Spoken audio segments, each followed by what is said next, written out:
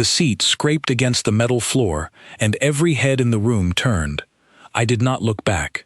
I set my tray down, plugged my translator device into the only working power outlet on the table, and sat. That was it. That was the whole decision.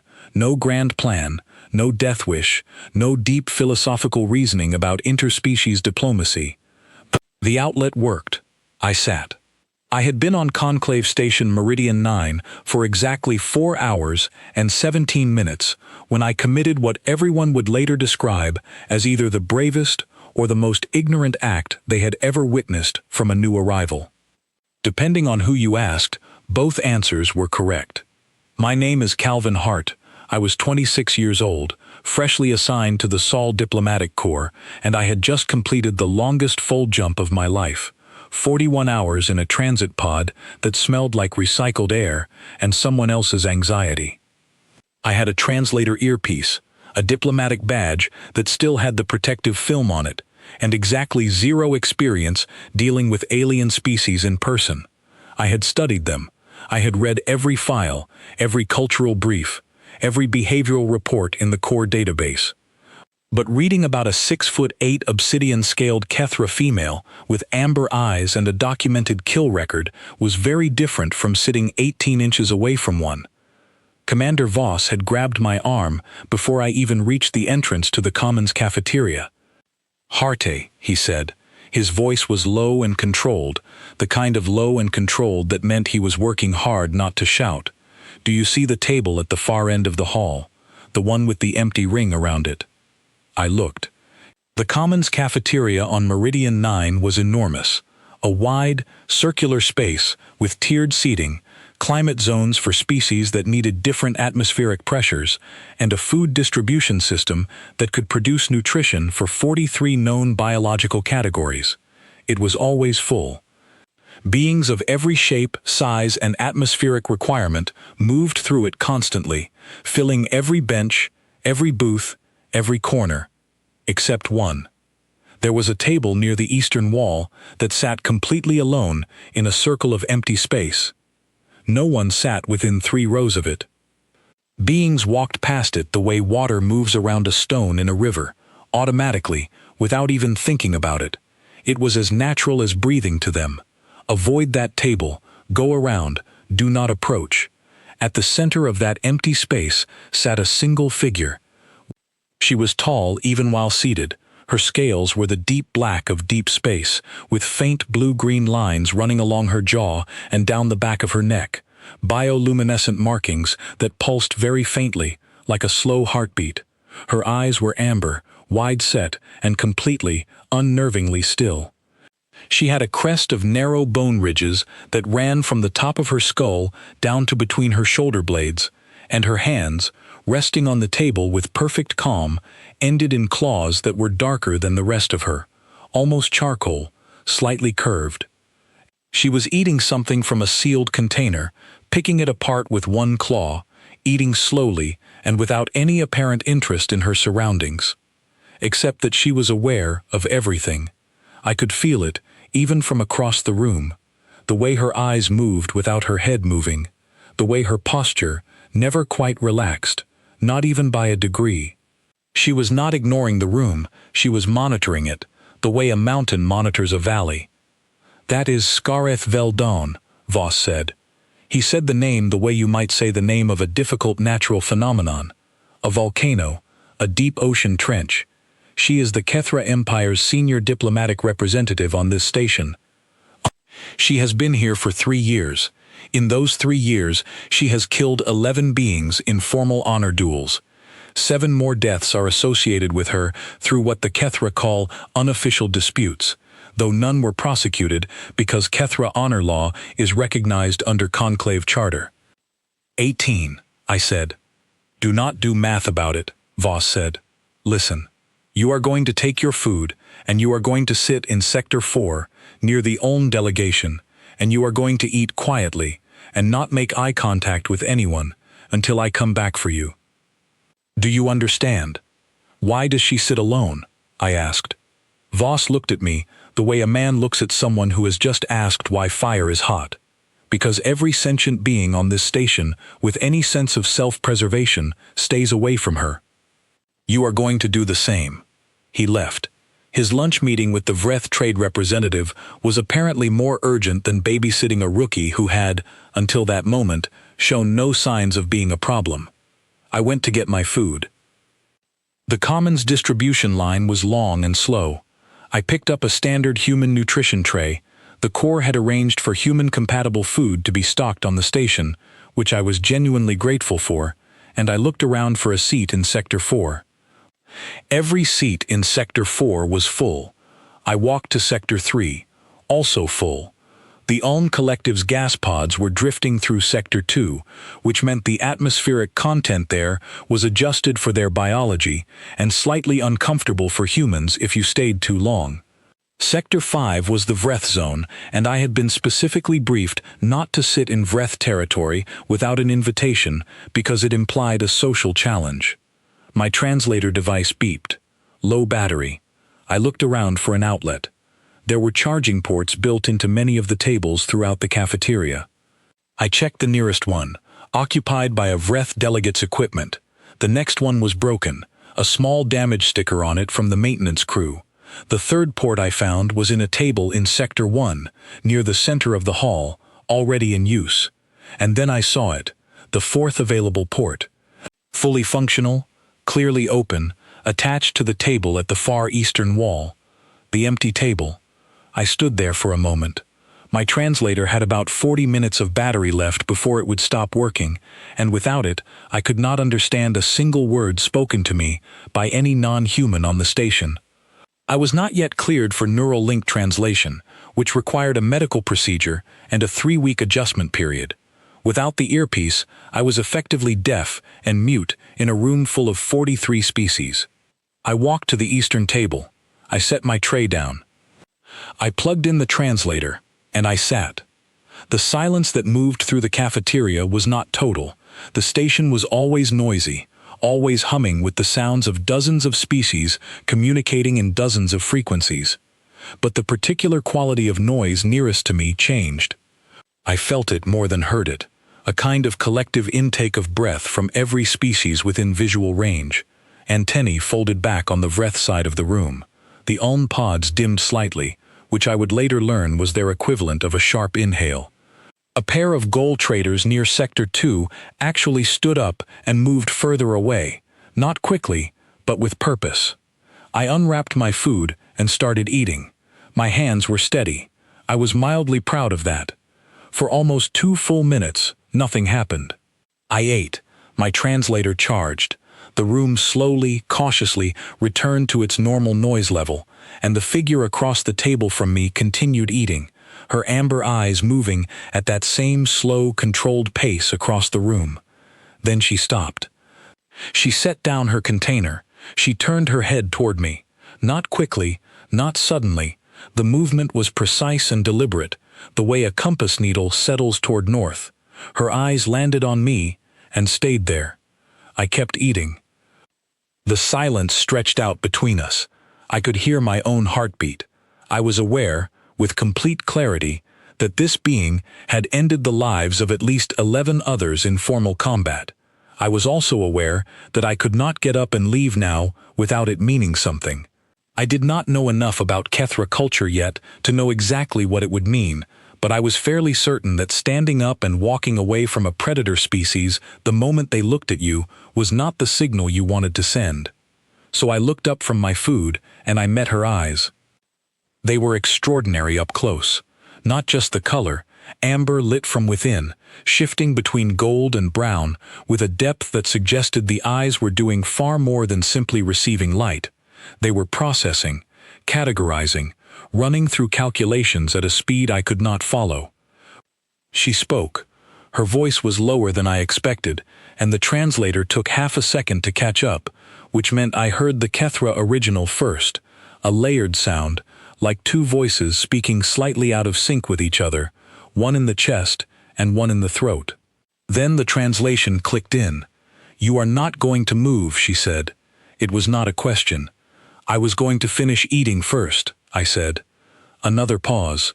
2 seconds. 3. her head tilted a fraction of a degree to the right.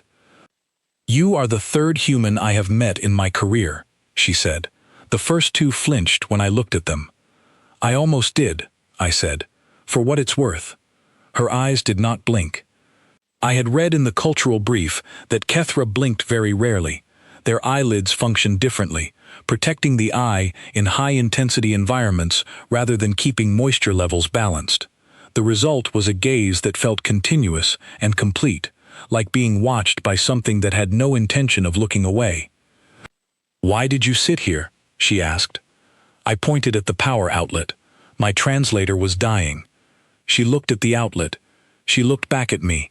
Something moved at the edge of her expression. Not quite a shift, more like the surface tension of very still water when something brushes below it. "Every other outlet in this hall was occupied or broken," I added.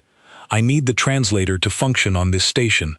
It was either sit here or spend the rest of the day unable to understand anyone."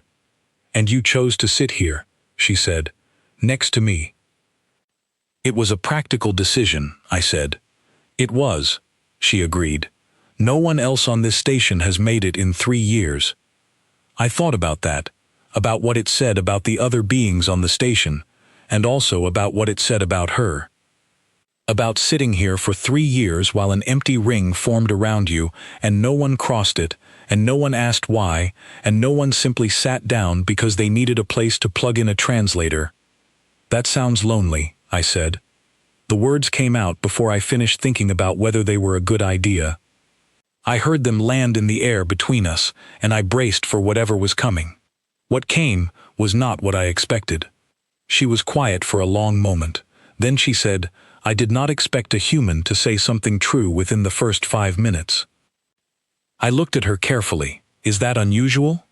"Among diplomats," she said, "truth in the first 5 minutes is nearly unheard of." My translator beeped once. The charging confirmation that told me it was back to full power. I had what I came for. I could have picked up my tray and left. I had my excuse, and my outlet, and my full battery, and I could have walked back to the safe, empty, politically neutral corner of the cafeteria and spent the rest of my first day not dying. Instead, I asked her name. She told me. And then, with the slow and careful deliberateness of someone choosing to open a door they had kept shut for a very long time, she asked mine. I told her. We ate in the same space without moving apart.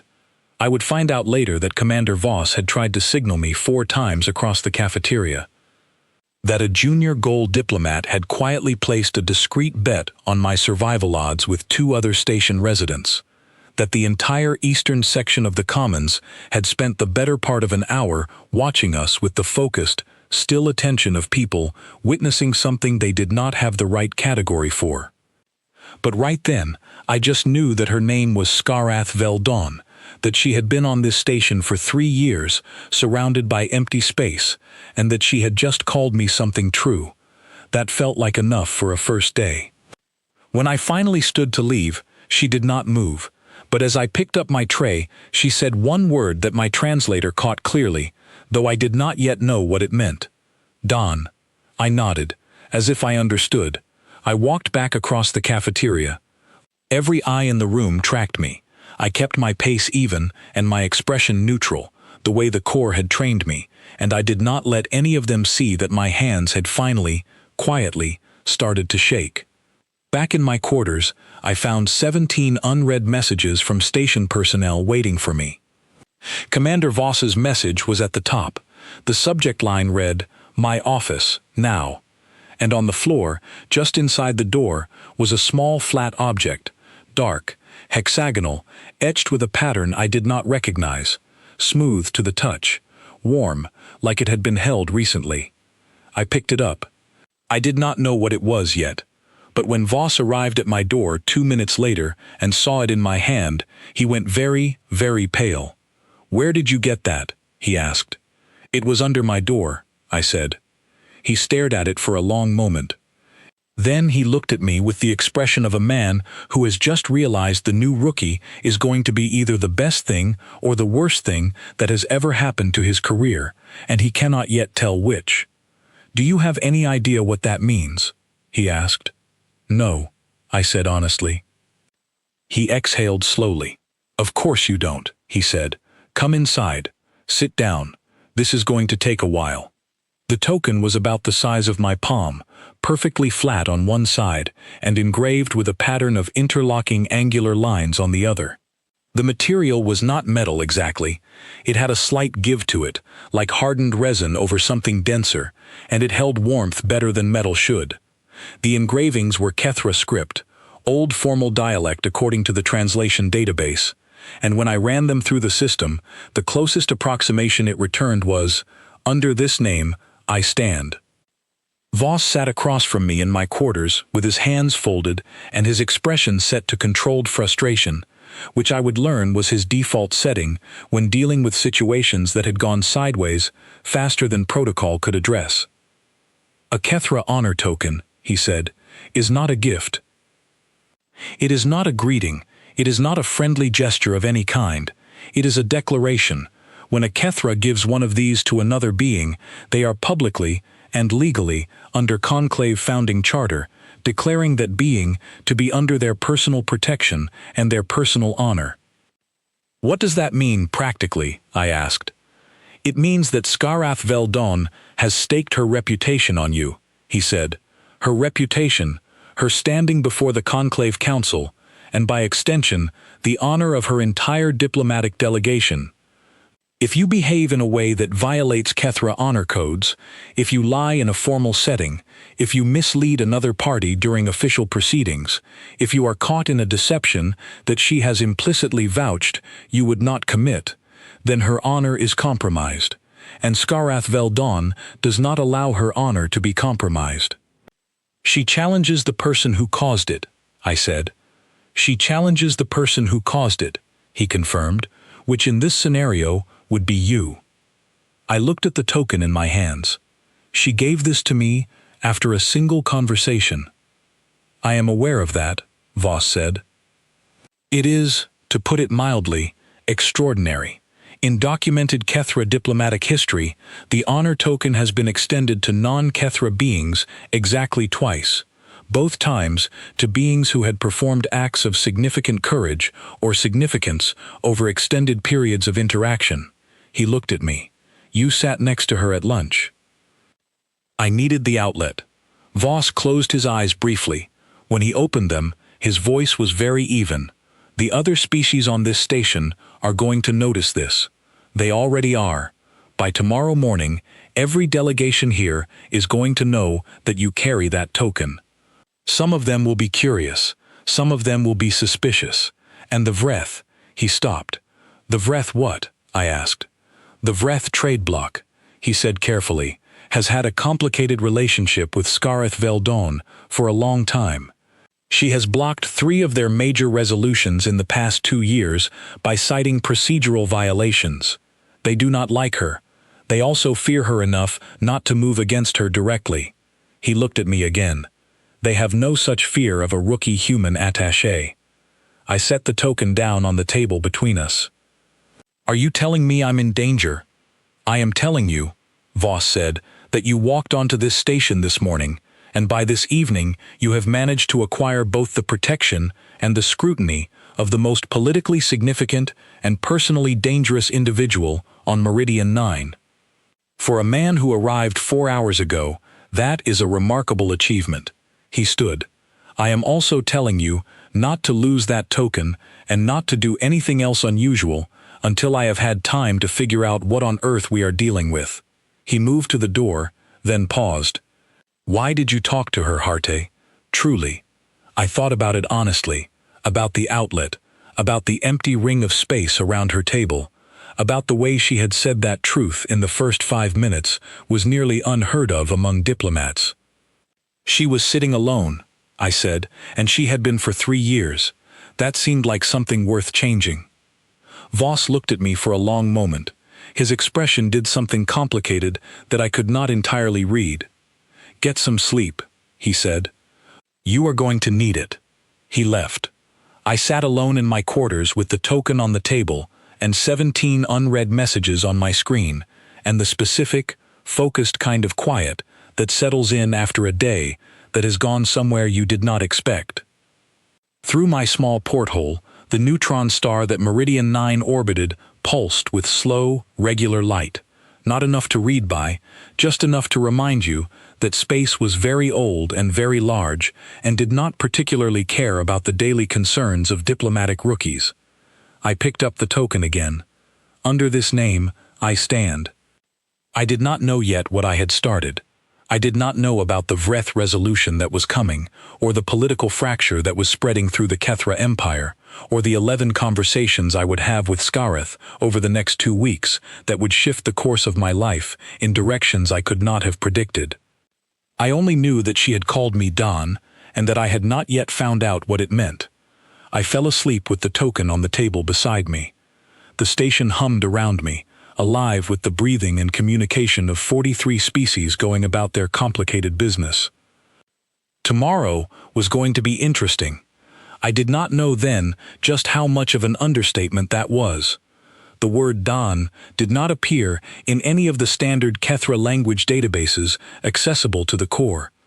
I spent the first hour of my second morning on Meridian 9 running searches through every translation archive I had clearance to access, and the closest I could find was a note in an old cultural anthropology report filed by a conclave xenolinguist named Dr. Petra Marsh, dated 11 years ago. Her note read, Don, archaic Kethra honorific, warcast dialect, approximate translation, one who speaks without armor. Usage in modern contexts, rare to the point of near extinction. Connotations involve the concept of radical transparency, specifically, the choice to be truthful in situations where deception would be easier, safer, or more advantageous. I read that 3 times. I had told her I almost flinched. I had told her the outlet was the reason I sat down. I had told her that sitting alone for 3 years sounded lonely. None of those things had been brave. They had just been true. I was still thinking about this when my room comm chimed. It was not Voss. It was a message from Station Administrative Services, informing me that today's schedule included my first formal introduction to the Conclave Council Chamber, where I would observe, not participate, observe, a routine session of trade dispute mediation. I dressed, attached my translator, pocketed the honor token because I was not sure what else to do with it, and went. The council chamber on Meridian 9 was at the center of the station, which meant it was one of the most environmentally stable areas, carefully regulated temperature, pressure, and atmospheric composition to accommodate as many species as possible simultaneously. The seats were arranged in concentric half-circles, with species delegations clustered by region of space. The human delegation, just Voss and me for now, occupied a modest position in the third ring, between the Ulm Collective's sealed atmospheric pod and the 2 gold traders who doubled as cultural representatives. The Kethra delegation was in the second ring, 4 beings in total, all tall, all still, all with that same quality of monitored alertness that I had noticed in Scareth. She sat at the end of their row, closest to the human section. When I came in and found my seat, I did not look at her directly.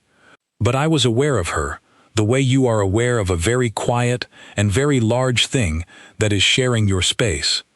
Voss leaned close to me as the session began.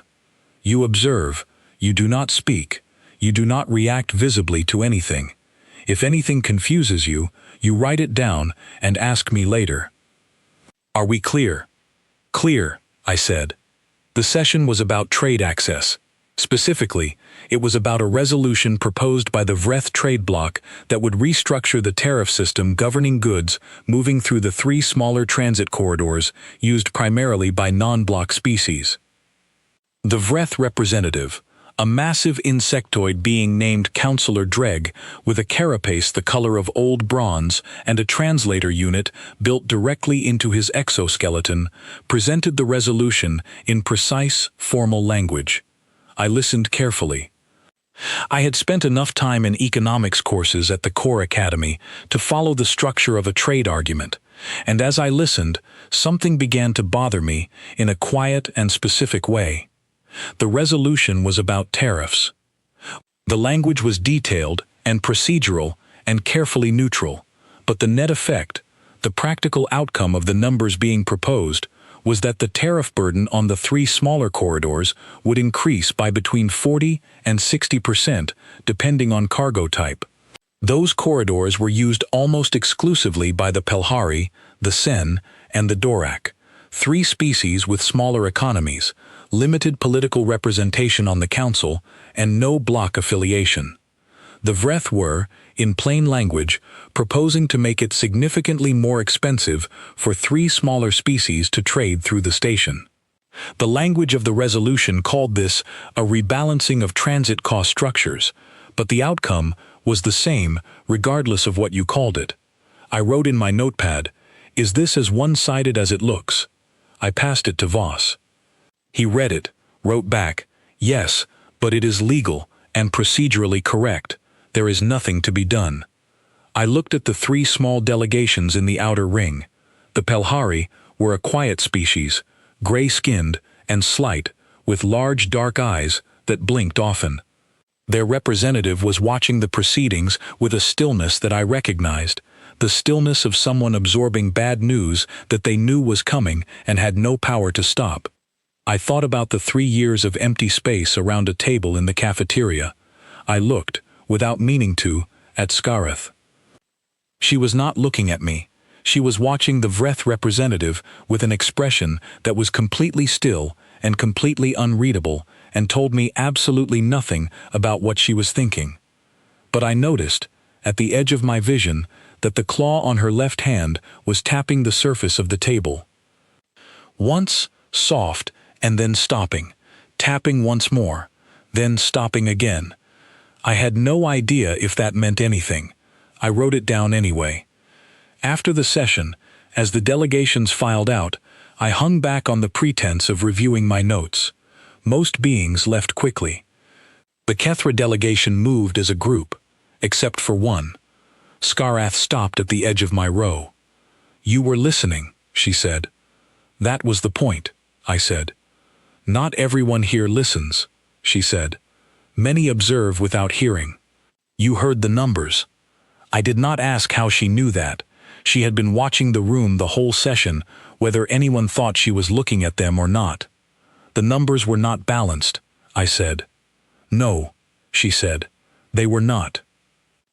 "Is there a way to challenge the resolution?" I asked. She was quiet for a moment. "There are procedural options," she said. "They require a formal objection from a recognized delegation with standing before the council." "Would the Kethra delegation object?" I asked. She looked at me then, directly and fully, the way she had in the cafeteria. "The Kethra delegation has chosen not to become involved in block trade disputes.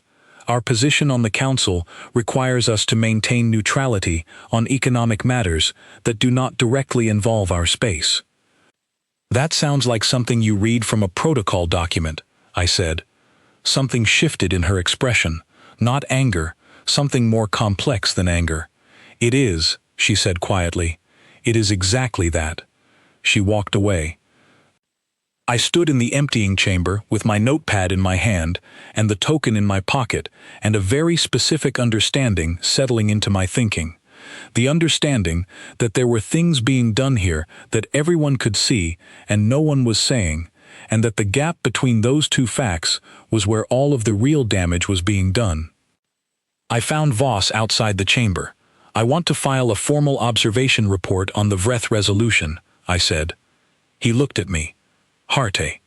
I'm not proposing to act on it. I just want to document what the resolution actually does, numerically, with clear language." Voss was quiet for a long moment. "You are an observer attaché," he said. "Filing a formal report is within your clearance. I cannot stop you." "I know," I said. "I'm telling you as a courtesy." He studied me for a moment longer than felt comfortable. Then he nodded, once, and walked away. I went back to my quarters. I pulled up the resolution in full. I spent 4 hours going through every clause, every number, every procedural footnote. I cross-referenced the transit volume data for the 3 smaller corridors.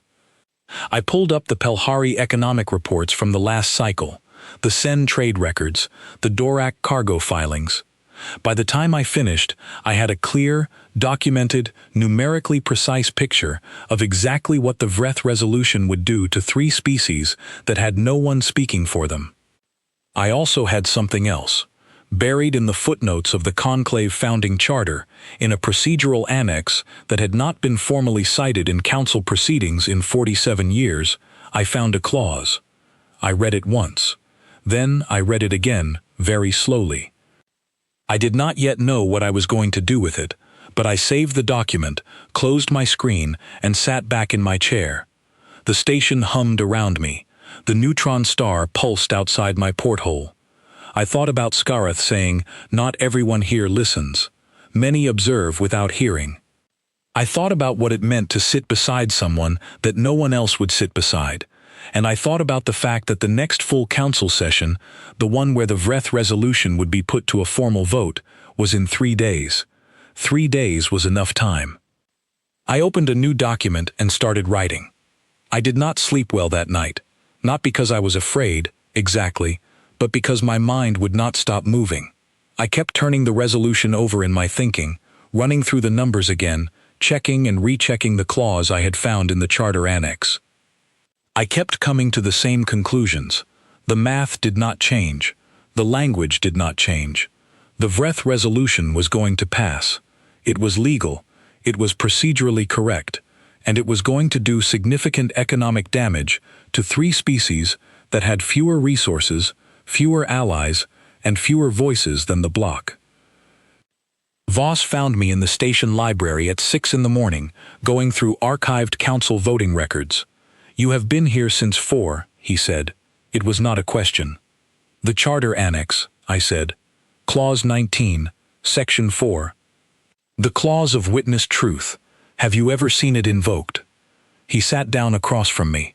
He looked tired, in a way that suggested he had not slept well either. "I have seen it referenced once, in a historical record, from 47 years ago. It was not successfully invoked. The circumstances were different." "The circumstances here are different too," I said. "Walk me through why it would not work." He looked at me for a long moment. Then he pulled the document toward him and read it in silence. Clause 19, Section 4 of the Conclave Founding Charter, drafted in the station's original constitution and never formally repealed, in the event that a formal grievance or procedural motion is contested on grounds of transparent public benefit, any recognized diplomatic delegation may request a public attestation of good faith from a witness of standing, a being of documented honor and recognized standing before the conclave, on behalf of the contested party. If the witness attests and the council accepts the attestation, the contested matter may be returned to committee for full review. The critical phrase was, "recognize standing before the conclave." The charter did not define this narrowly. It did not require the witness to be a council member. It required them to be documented, to be recognized, and to have standing. "The honor token," I said. Voss set the document down. "You are suggesting that Scarath Veldone is a witness of standing. She is the most decorated war-caste diplomat in Kethra history, currently serving on this station. Her standing before the conclave is documented and recognized. She has never been found in violation of any conclave code. Her honor record is publicly accessible." I paused. "And she gave me a token." "The token attests to your character," Voss said, "not to the resolution." "The clause does not require the attestation to be about the resolution," I said. "It requires the witness to attest that the contesting party acted in transparent good faith. If I file a formal objection to the Vreth resolution on grounds of public benefit, and I document the harm it will do with full numerical transparency, then I am the contesting party, and the question before the council is whether my objection was made in good faith." "And you would argue that Scarath's token is evidence that she considers you Don," Voss said slowly. "I would argue that a Kethra honor token, in Kethra law and by extension under Conclave Charter, which recognizes Kethra honor law, constitutes a formal recognition that the recipient operates in transparent good faith. If she will stand before the council and attest to that, Then the resolution goes to committee, Voss said, where it would be reviewed on the actual merits, where the numbers would be reviewed openly, where the Pelhari and the Sen and the Dorak would have the opportunity to respond formally. He paused. And the Vreth resolution would almost certainly not survive that review. No, I said, it would not. Voss sat back. He rubbed his hands across his face. You realize what you are asking her to do. You are asking Scarath Veldon to stand before the full council and put her name on a formal attestation. On behalf of a human rookie she spoke to once over lunch. I know, I said. She might say no. She might, I agreed. That is why I have to ask her. Finding Scarath outside of the formal political structure of the station was not straightforward. She did not use the common social spaces. She did not attend the informal gatherings that other delegations use to build relationships outside of council sessions. Her quarters were in the Kethra diplomatic wing, which had its own atmospheric adjustments and was not a casual walk-through area. I sent her a message through the official station communication system. I kept it short. I would like to speak with you, not in any official capacity, just as Calvin Hart, who sat down next to you because the outlet was free, if you are willing. The reply came back in 40 minutes. East Observation Deck, 16th hour. The East Observation Deck was a long, curved room on the outer skin of the station, with a transparent composite wall that looked directly out into space. The neutron star was visible from there, small, dense, its light odd and steady, not the warm light of a normal star, but something colder and more fundamental. At the 16th hour, the deck was empty, except for a maintenance drone moving slowly along the far wall, and Scarath standing at the window. She did not turn when I came in. She was looking at the star. Sit down, she said. I sat in one of the observation chairs. She remained standing. You found something in the charter, she said. I had not told her that in the message. Yes, I said. Tell me. I told her. All of it. The clause, the numbers in the resolution, what the resolution would do to the Pelhari and the Sen and the Dorak, what the charter allowed for in response, and what I would need from her for it to work. I did not soften any part of it. I did not frame it as more certain than it was. I told her the parts where it might not work, the parts where the council might reject it, the parts where she would be taking on a risk for someone she barely knew. When I finished, she was quiet. You came to me directly, she said, not through intermediaries, not through Voss. He does not know I am here, I said. Why not? I thought about it, because I did not want the official version. I wanted to ask you myself, the way I actually meant it, without protocol getting in the way. She turned from the window.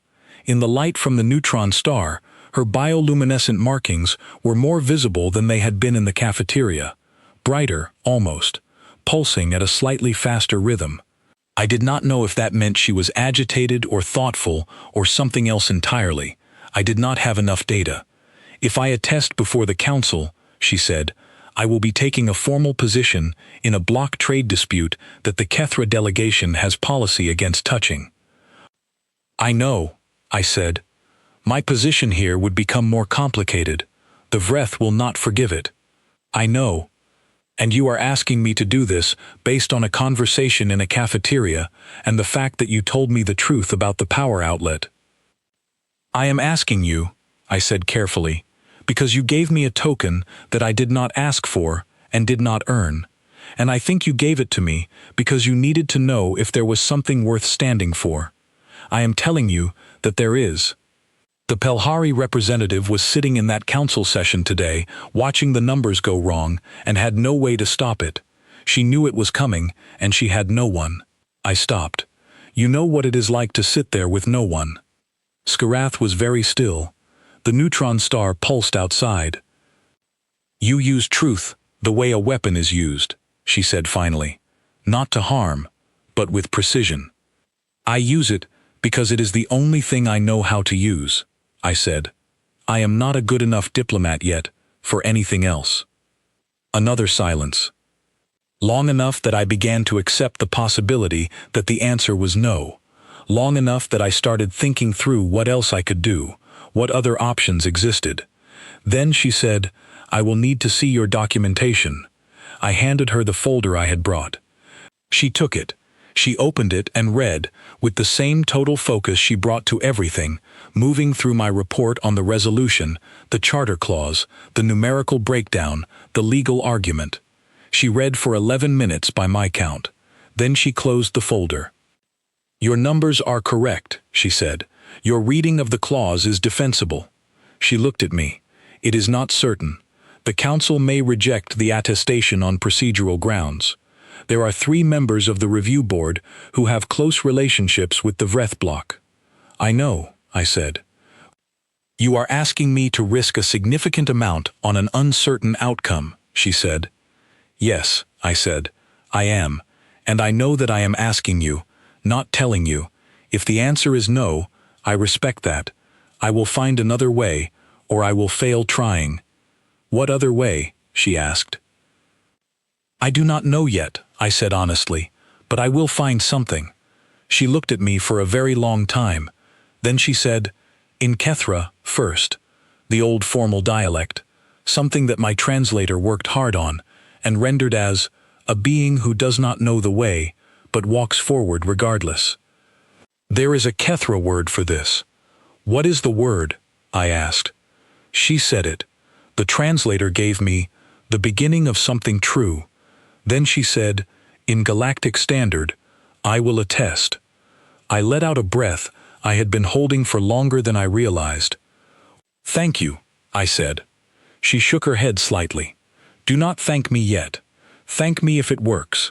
And heart." She paused. "If it does not work, and the council challenges my attestation, the honor code requires me to respond." "I know," I said. "The being whose untruth caused the challenge would be the one I respond to." "I know," I said. "I do not intend to be untrue." She looked at me steadily. "No," she said. "I do not think you do." She left. I sat in the observation deck alone for a while, looking at the neutron star. The council session was tomorrow. I went back to my quarters and I reviewed every single word of my documentation one more time. I checked every number. I checked every clause. I checked every possible point where someone could call the argument inaccurate or misleading. Then I called Voss. When he picked up and saw my expression, he was quiet for a moment. Then he said, "What did you do?" "I found a way," I said. "I need you to file a formal objection to the Vreth resolution before the session tomorrow, under my name, on grounds of public benefit, with full numerical documentation attached." He was very quiet. "Voss," I said, "the numbers are right, the clause is real. And we have a witness." More quiet.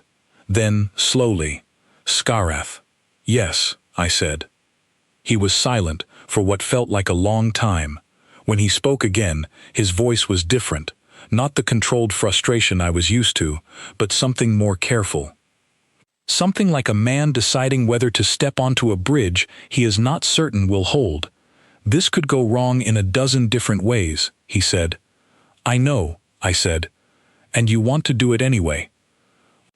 "The Pelhari representative was sitting in that chamber today and had no one," I said. "I had no good reason not to try." Voss exhaled, a long, steady breath. Then, "I will file the objection." I thanked him and closed the comm. The station was quiet around me. The token sat on the table, its engravings catching the low light. Under this name, I stand. I looked at it for a moment. Then I turned off the light and tried, with limited success, to sleep. The full council session of Conclave Station Meridian 9 began at the 9th hour with the standard opening protocols, and by the 10th hour, when Voss formally filed our objection to the Vreth resolution, the temperature of the room changed in a way that had nothing to do with the climate controls. The Vreth block's reaction was immediate and sharp. Counselor Dreg, whose translator implant gave his voice a particular resonance that carried across the chamber, called the objection procedurally irregular, baseless, and disruptive to valid trading arrangements. He used more words than that, but those were the three that mattered. The council chair, a Ghoul named Senior Delegate Ferris, one of the older beings on the station, with a career in conclave procedure that stretched back 60 years, acknowledged the objection and asked me to present the grounds. I stood up. I had thought about how to begin, and I had decided to begin the only way I knew how. The Vreth resolution proposes to rebalance transit cost structures, I said. I would like to show the council what those words mean in actual numbers. I presented everything. Every data point, every calculation, every cargo record from the Pelhari, Sen, and Dorak corridors. I showed what the tariff increase would cost each species annually. I showed how it compared to their total trade revenue. I showed the percentage of their economic activity that moved through those three corridors and what happened to that activity if the cost of using them went up by 40 to 60%. The numbers were not dramatic. They did not need to be. Numbers that are accurate carry their own weight. The chamber was quiet as I spoke.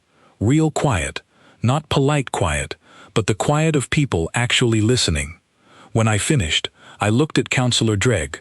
I am not suggesting the resolution was drafted with harmful intent, I said. I am suggesting that intent and outcome are different things, and the outcome of this resolution, for three species with limited economic alternatives, is significant harm. I am formally requesting, under Clause 19, Section 4 of the Founding Charter, that this matter be returned to committee for full review. Dreg was on his feet almost before I finished the sentence. The objecting party is a rookie observer attaché with no standing before this council. The objection is procedurally invalid. The council chair looked at the clause I had submitted with the objection. The Founding Charter does not restrict the right of objection to beings with council standing, she said, with the measured tone of someone who knew the text very well. Any recognized diplomatic delegate may file. Attaché Hart is credentialed under the Human Diplomatic Mission, which is a recognized delegation. She looked at Dreg. The objection stands. Dreg's carapace darkened.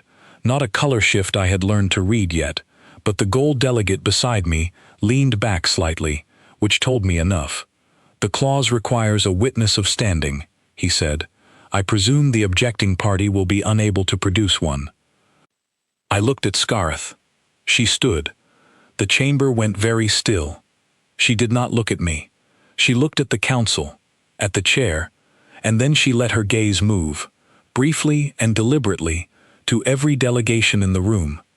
Then she reached into her diplomatic case and produced a document, printed on formal Kethra paper, sealed with her personal mark. I am Skarath Veldon, she said. Her voice filled the chamber without effort. Senior Diplomatic Representative of the Kethra Empire, War Caste Designation, 312 years of active service. My standing before this council is documented and recognized. I am presenting this attestation under the clause of witness truth. She set the document on the submission table. Calvin Hart, she said, in Galactic Standard, clear and formal, brought this objection before this council with complete and verifiable documentation, without misrepresentation, without agenda, beyond the claim he stated, and in transparent service of the public record. He is Don. My honor stands for him. The room was quiet for a full 3 seconds. Then the Kethra delegation's other 3 members stood, silently, not making any motion or sound, just standing. I learned later that this was an old Kethra form of formal witness.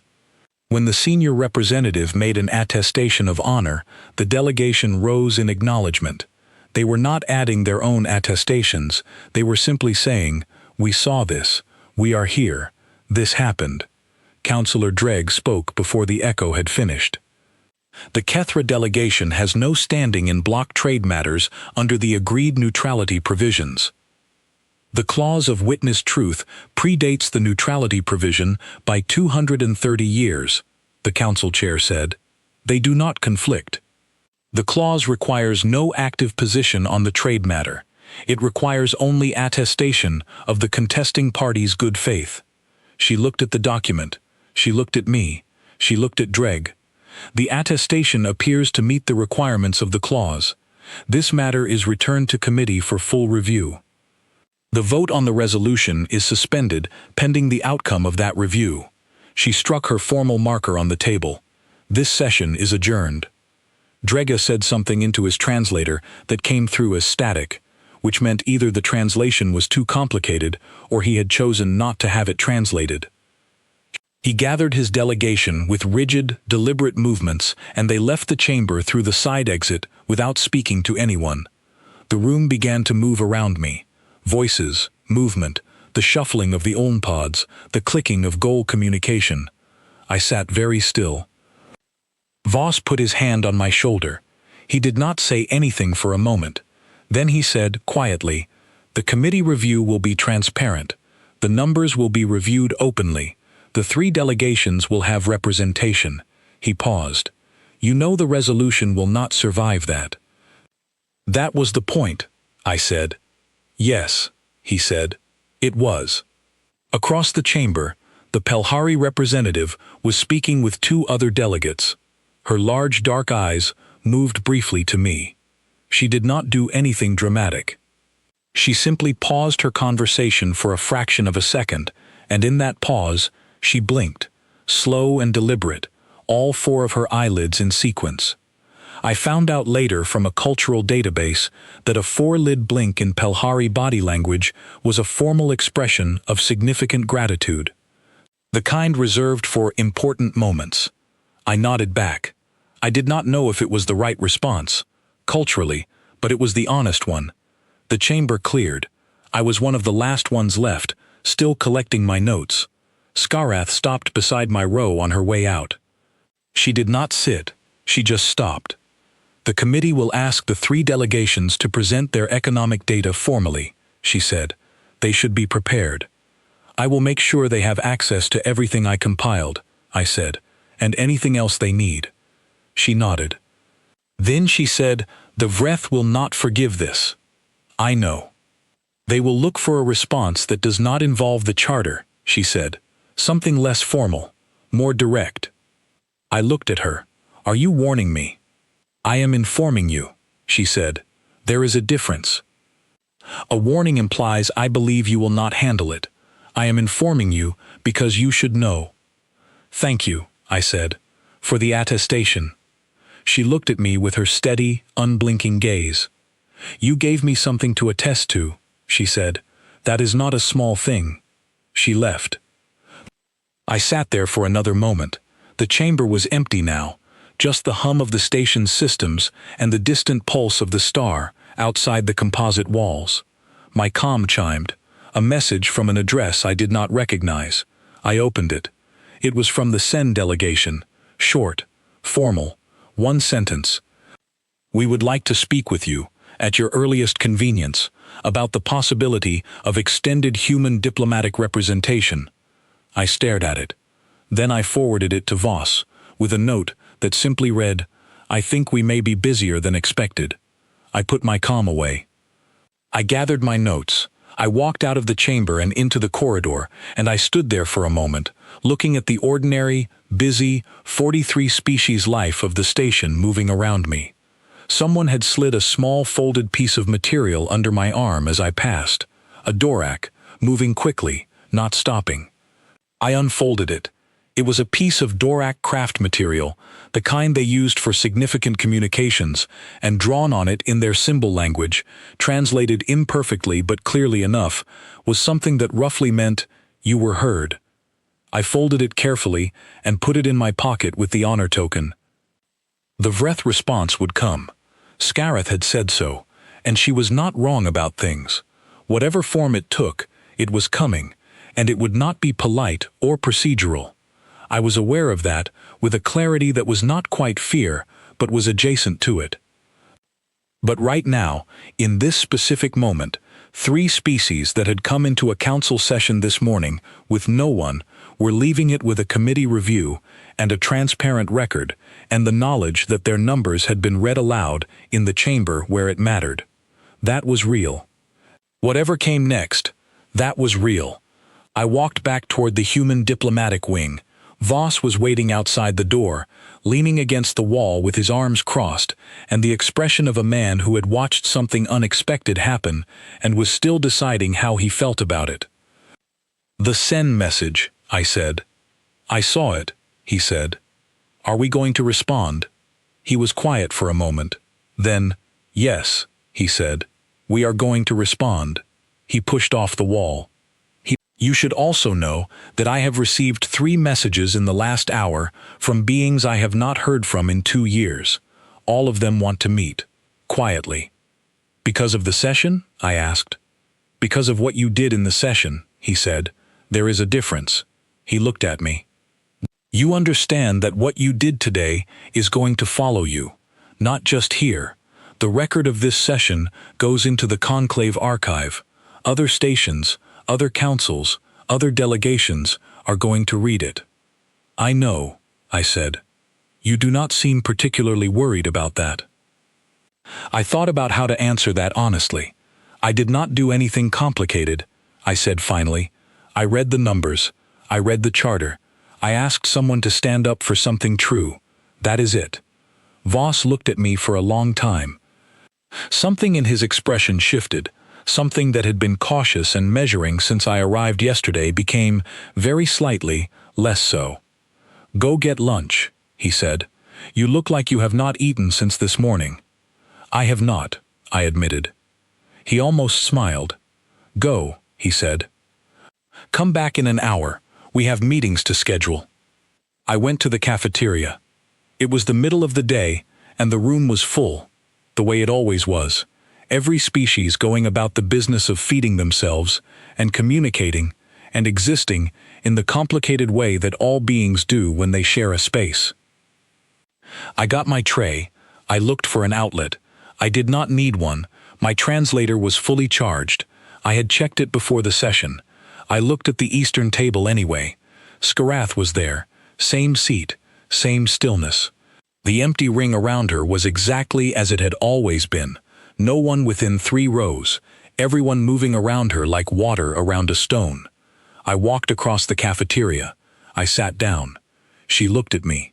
"Your translator is charged," she said. "I know," I said. The edge of something moved in her expression again. That thing I had seen the first time, the surface tension of very still water with something moving below it. "Then why?" she began. "Because," I said, "I like talking to you. And 3 years is a long time to eat alone." She was quiet. Across the cafeteria, I was dimly aware of people noticing. The ripple of awareness that moved through the room when I sat down. The way beings recalibrated what they were seeing against what they expected to see. Let them look, I thought. Let them recalibrate. Skarath picked up her container and resumed eating. After a moment, she said, without looking at me, "The Vreth response will come within the week." "I know," I said. "You are not concerned." "I am," I said. "But it is the right kind of concerned. The kind that makes you pay attention, not the kind that makes you stop." She considered this. "There is a Kethra phrase," she said, "for the quality of someone who knows the shape of what is coming and does not turn away from it." "What is the phrase?" I asked. She said it in Kethra first, that layered double voice, and my translator rendered it as one who looks at the difficult thing and keeps their eyes open. "I like that," I said. "I thought you might," she said. We ate in the same space without speaking for a while. Around us, the station hummed and moved and did all the things that 43 species do when they are alive and fed and going about their days. The neutron star, far outside the composite walls, pulsed with its steady, cold light. At some point during that meal, a gold trader at the table, 2 rows away, did something I had not seen anyone do in the vicinity of this table before. He moved his tray 6 inches closer. It was a small thing, nearly nothing. No one would have noticed it if they were not paying attention. Skarath noticed. I could tell from the way her eyes moved, briefly, toward him, and then back. She did not say anything. But that rhythm in her bioluminescent markings, the slow pulse that ran along her jaw, shifted almost imperceptibly, steadier, slightly warmer. 6 inches. Sometimes that is how things begin, not with a resolution or a charter clause or a formal attestation. Not with something that goes into the conclave archive or echoes through council chambers. Just a tray moving 6 inches across a table in a cafeteria on a space station, because the space between two things had become, very slightly, smaller than it used to be. I finished eating. I picked up my tray. I stood. "Same time tomorrow?" I asked her. She did not look up from her container, but she said, simply, and without any of the long pauses, "Yes."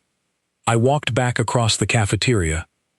This time the eyes that followed me were different from the first day. Not the frozen, uncertain attention of beings watching someone do something dangerous. Something more like the quality of attention you give to something you are trying to understand.